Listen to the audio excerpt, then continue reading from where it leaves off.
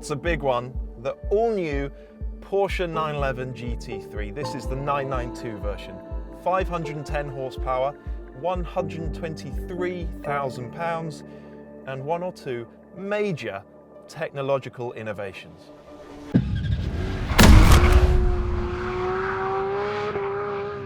As far as the 911 is concerned, at least, because this is the very first road-going 911 to use a double wishbone front suspension arrangement. Turn-in grip should be out of this world. It's also the first 911 to feature a top-mounted rear wing. Porsche claims a significant increase in downforce thanks to that new wing, with no real penalty in terms of drag. But to support all that additional downforce, the spring rates have been ramped right up. The engine is still a 4-litre naturally aspirated flat 6. You can have a manual box or PDK. 0 to 62 comes by in 3.4 seconds, while the top speed is 198 miles per hour. With PDK, the GT3 weighs 1,435 kilograms, only 5 kilograms more than before. The manual box, meanwhile, saves 17 kilograms. Do not be fooled. I know this looks like a manual gear lever, but it's not, because look, I've also got paddles on the steering wheel. This is the PDK gear lever. There's a button on the top to move it around, and it means that you can also use it to change gear. Unlike in the standard 992, which just has that little nubbin thing, this one has got a proper shifter again. Alcantara steering wheel, I love that. Great seating position. This one clearly has the optional carbon fibre bucket seats. They feel pretty supportive. Also has the tangle of roll cage in the back, this particular car. I was worried this new 992 might have been a bit too luxurious to feel like a proper GT3, but not one bit of it. It feels ultra purposeful in here. This is very much a first taste rather than a thorough assessment. We can only drive the car on track for the time being. But worry not, we will absolutely revisit the new 911 GT3 as soon as possible, and we will drive a manual car too. Well, this doesn't happen very often. A brand new 911 GT3 and a racetrack to myself. Lucky boy. I think we'll start off with a few neat and tidy laps. I'll drive the way you would on a track day. We'll find out what this new GT3 is really like. First of all though, the engine! Just listen to it. It's glorious. Goes to 9,000 RPM. That'll do.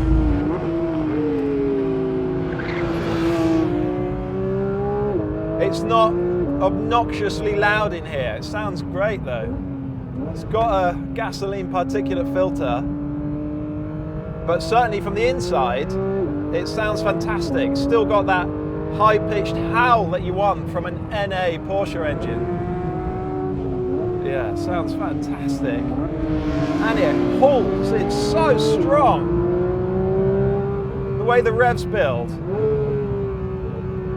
This is exactly the kind of engine that you want for driving on track. You want a naturally aspirated motor. You want it to rev really high.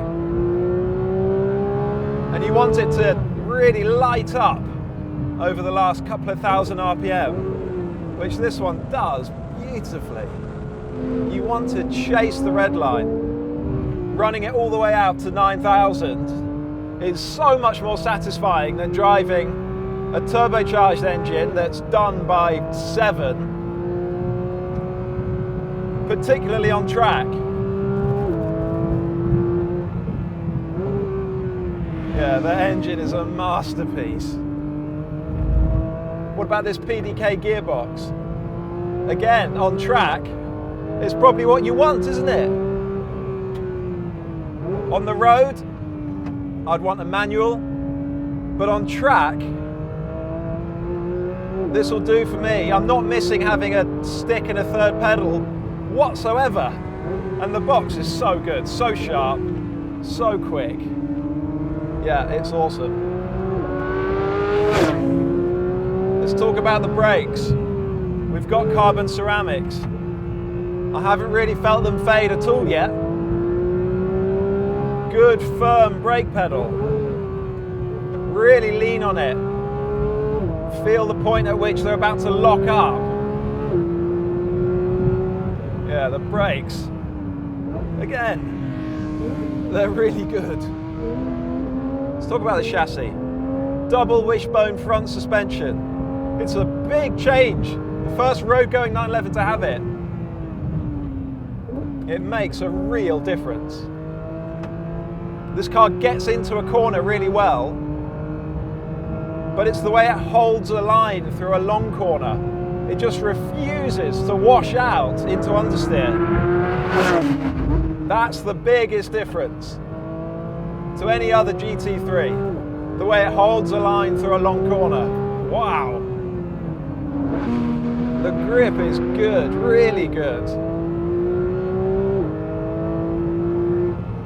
You can carry so much speed into a corner. You've got massive mid-corner grip and of course great traction as well. Body control is awesome. On a flat track, this car just feels absolutely planted. The steering is pin sharp. It also loads up so faithfully into a corner, so it's not chattering away in your fingertips, but you sense the grip anyway. You know how hard you can push that front end.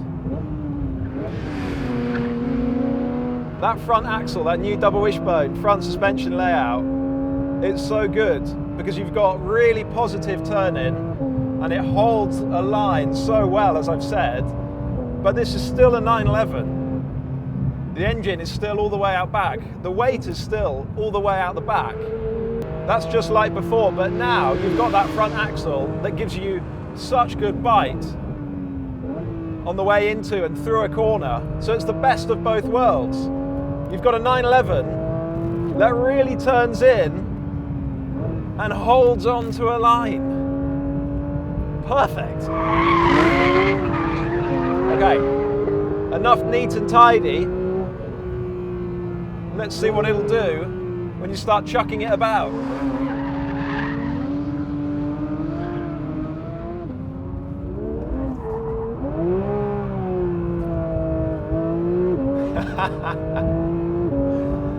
Oh yes, the new GT3 loves to slide.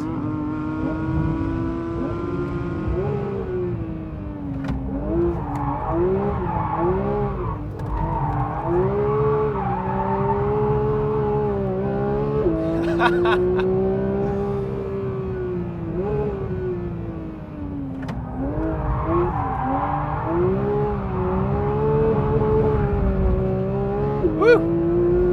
Oh yes. It's not like, say, a BMW M2, which is just so buttery smooth in a slide, as though it's built to do it. This one, you have to work in it, you have to get it right. Get your entry speed right. You have to load the car up.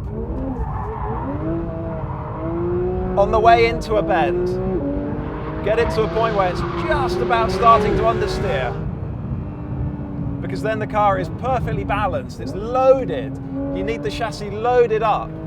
And then you get on the gas and you feel the back end come around, and then it just settles into this lovely power slide and it just feels fantastic.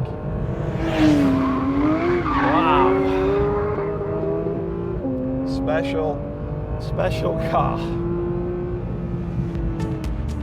This is far and away the fastest and most capable 911 GT3 yet, on track at least, but has all that speed and poise on circuit come at a cost. This could be the most uncompromising GT3 yet on the road, so the jury is still out. For now though, the new 911 GT3 seems like a triumph. Comment below to let us know what you think of the new GT3, and remember to subscribe to the PistonHeads YouTube channel.